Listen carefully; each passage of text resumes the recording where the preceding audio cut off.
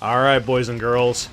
It's now the moment. It's do or die time. This is the one moment that I have been waiting for pretty much ever since ML Landy came out. Can I manage to make Hwayoung work to one-tap this unit?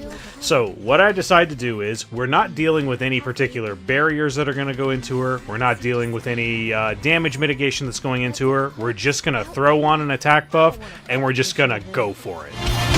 Here I go. My most powerful strike!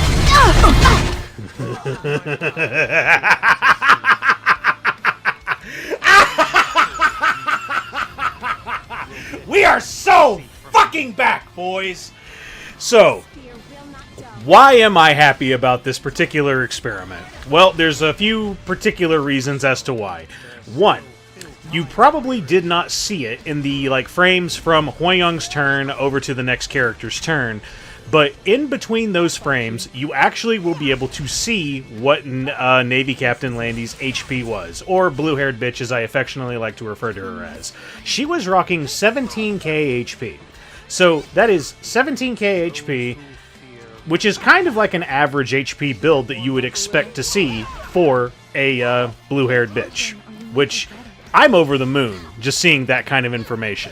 So whenever we were going into this team, we'll just break it down real quick. Senya, Conqueror, Lilias, and blue-haired bitch. So yeah, this guy was basically going to just be relying on Senya doing her provoke shenanigans, little baby barrier shenanigans, Conqueror Lilias being broken as fuck, going into your dark units or any other units in particular, hopefully managing to pull the Navy Captain Landy or blue-haired bitch to do any particular other attacks that would just utterly fuck you up, because any attack she does has a chance to proc salvo, so unless you have Roana with you, you're going to be taking big damage. Now, fortunately for us, we did enough damage with our torrent set, and here was the final test that I wanted to do. How much damage am I going to do to the Senya, who is also rocking somewhere in the 17Ks? 27,000 damage due to element advantage damage that she deals. Yo, guess what, boys? I ain't afraid of no fucking Senya no more. I'm pretty positive I could probably one-tap that bitch at any moment with Hwayoung now. We'll have to try it another time. We just need to get a little bit more data so we know what's effective and what is safe. Now, on to the next fight. There's not a whole lot to talk about when it comes to this. So yeah, Unbound Knight Arowell, Savior Adin, and Spirit Eye Celine. Gee, it's that oh-so-wonderful light meta that loves to rear its ugly fucking head. Now, whenever you're dealing with light meta, if you happen to have a Dark Corvus built and you happen to have Proof of Valor, well, you kind of just have the ultimate tank unit that also does enough damage to break down them light walls. Especially because I feel even further convinced to use Dark Corvus because I'm dealing with Spirit Eye Celine as well. To those of you who may or may not know, Spirit Eye Celine, hey, what's her kit? Whenever she goes, she uses her S3. Whenever she uses her S3, she applies Immortality to the entire team, reses anything that's dead, and brings it back at 1 HP, and it also gives her Possession buff. What is Possession buff? Well, if you happen to hit her with any critical hits that are during an actual turn, so like extra attacks don't count, if you hit her with a critical hit, she will just do a 100% Nimble Sword proc, and that will hit you and it will hurt like a motherfucker. What is Nimble Sword? It is her basic attack, except it is enhanced and it does big damage. And the other thing that makes Spirit Eye Celine really annoying as fuck is a lot of people like to run her on Dust Devil. What does Dust Devil do? RNG chance to just straight up do the last attack you just did again. So there's always a chance that whenever you see a Nimble Sword, you're going to see a second Nimble Sword. It's just a factor that can actually happen. And if you don't have Roana with you, you basically take a lot of extra damage from that because that's an additional attack. And if you don't have Roana, you just kind of are taking that extra damage. Now, fortunately for us, we're going into Unbound Knight Arowell and Savior Adin and Spirit Eye Celine. Those are 3 light units that are all going into your Dark Corvus. Your Devil Descent goes or brrr, whatever you want to go in and say.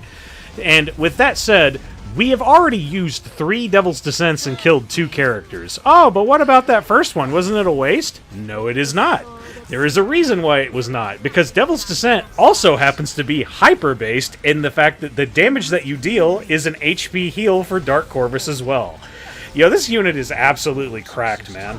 And he's also just straight up immune to stun, too. So, Unbound Arowell, oh man, I'm really scared. I don't want to get, like, stunned, man. Well, good news, everybody. Dark Corvus don't give a flying fuck about them stuns. They don't feel nothing. And also, his S3 extincts. So, whenever you extinct a unit, they ain't ever coming back. So, hey, revive mechanics just straight up don't work. Hoorah! That went off without a hitch. Now, Ahmed, Savior Adin, and Belian. We're going into this with Politis. Politis is going to immediately react to the Ahmed. Now, with that, we're going to gain a very, very large boost on the CR bar with Benimaru because of the extra turn that her S2 provided. Now, with that, we will take this opportunity because we just so happened to get to our turn first before Savior Adin did, and we will attempt to one-tap her with the S3. Fortunately for us, we do. There is actually a way you can make this 100% guaranteed. There is a chance that you can miss. Like, you only gain 50% hit accuracy whenever you have multi-layer barrier.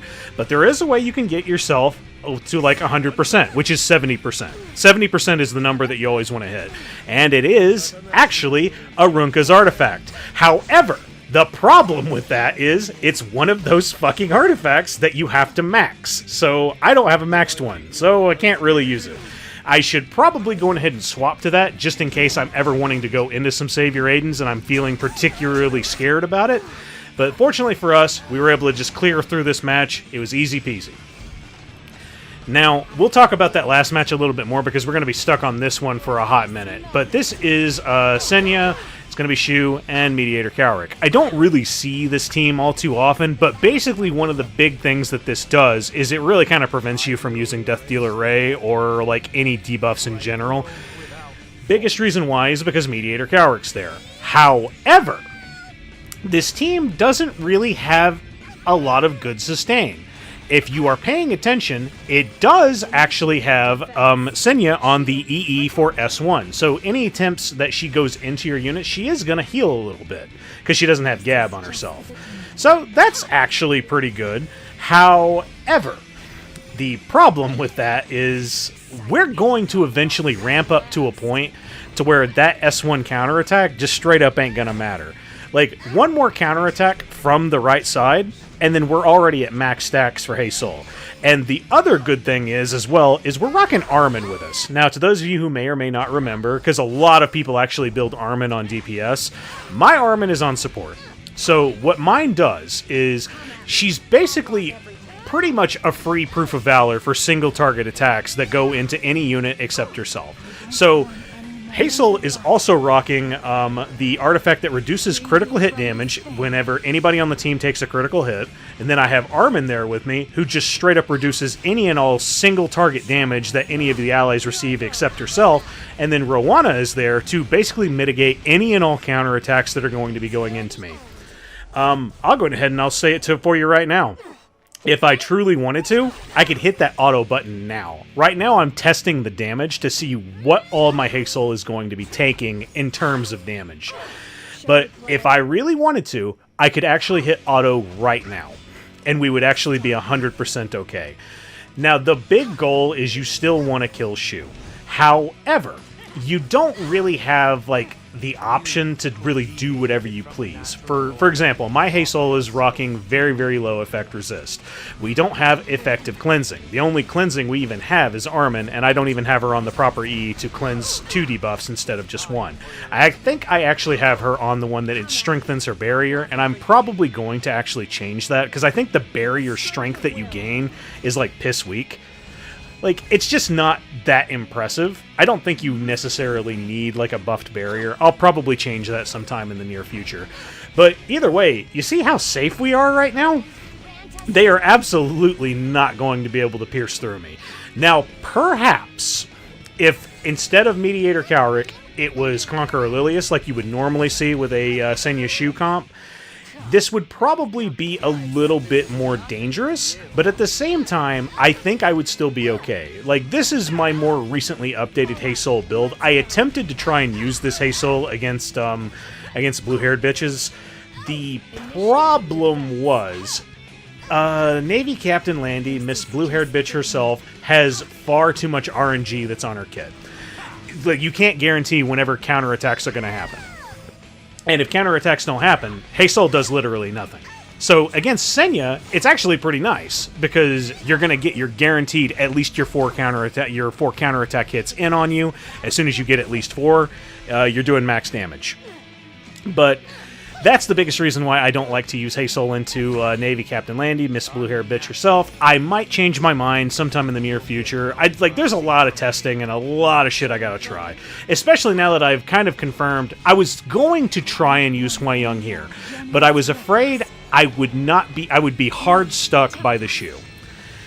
But before we go any further on that particular tirade, from the last match in particular, you know, it's really bad. I don't even remember what the hell we were talking about before because I'm so excited with being able to actually use Hwayoung again. So, yeah, I guess we'll just go ahead and we'll move on from there. But the reason I didn't bring Hwayoung here was Choux really fucks up Hwayoung. Like, really bad. Her S2 has Death Pen on it. If she happens to crit you with her S1, she can possibly get a free S2. I think a 1-2 punch from a Choux will kill your Hwayoung no matter how high your defense is. Because the big thing with Hwayoung now is you straight up cannot have any HP on her, period. It has to be as low as possible. And I think, in my particular case, the threshold that you want to hit is anything lower than 8k. If you can manage to hit anything lower than 8k HP, you're kind of in that magic zone where you start to one-tap anything in the 17k ranges, which is fucking incredible, because that was the biggest reason why I just hated using Hwayoung. I just straight up couldn't get through. And with that said, yo, the fight is over. Thanks, Hasol. Woo!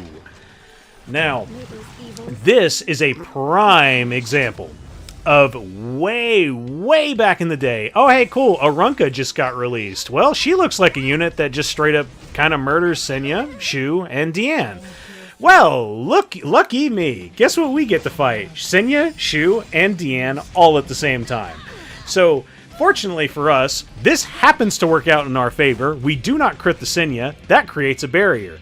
Then, well, looky there. Now everybody has a little tiny baby barrier, and guess whose turn it almost is? Arunka, baby. So, because we have a little tiny baby barrier on Senya, I didn't want to take any risks of hitting any other units, just in case this one was like on Aureus for whatever reason. So I wasted my Destina's turn to S2 her whenever it wasn't necessary. That was the reason why I did it. And because she had a little tiny baby barrier, we don't even need attack buff. We got that Little Queen's Huge Crowned artifact, and we just go in, do big damage. Now we're doing element advantage damage, so we're doing even more fucking damage. Choux is dead, and now all that's left is Diene.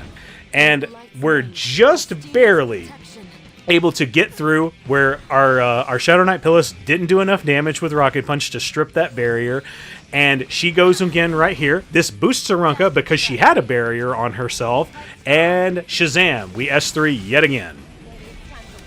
God, it feels good anytime like it really works out like that in your favor fighting Arunka. However, that was basically the biggest counter play for Arunka you could ever possibly do. Like, she destroys those 3 units, especially if they're all together. Now, for this one right here, Conqueror, Lilias, Lionheart, Cermia, and Blue-Haired Bitch herself. So, the big thing in particular that I still want to do, because Lethe herself is one hell of an answer to Navy Captain Landy in general anyway.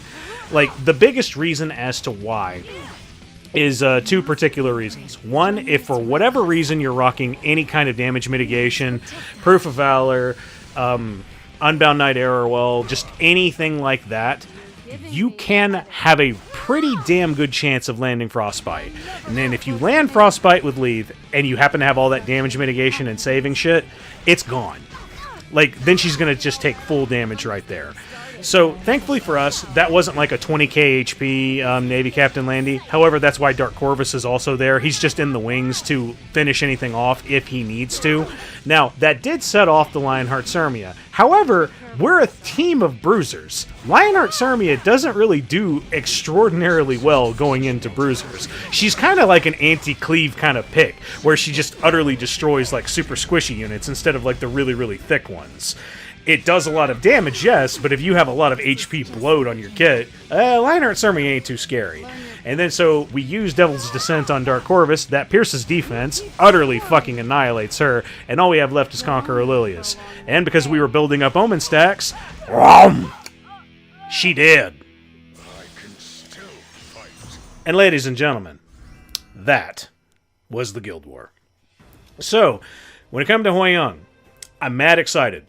The reason why I'm excited, I feel like this will open up more ways to basically just check Navy Captain Landy when it comes to like defense-oriented teams. Where would this then probably lead to bad shit? Probably going to be like some Navy Captain Landy Choux shenanigans or something like that. I still need to do a test and see if I can reliably miss on a Choux and deal big enough damage. I'm only afraid to do it because some Choux, sometimes a lot of them just rock like only 20k HP. And then it's just like, I feel like you would only do, not enough to really even be a threat. I'll have to really try it out, and I'll see like what kind of damage that we can deal. Fortunately for us, we still have a maxed Uber's Tooth on Hwayoung as well. So even if we don't kill with the S3, we're still able to do decent damage. The biggest problem is just the fact that if Choux is just left to her own devices, I firmly believe like on a turn 2 or so, or even a counterattack from a Choux, will just utterly annihilate us.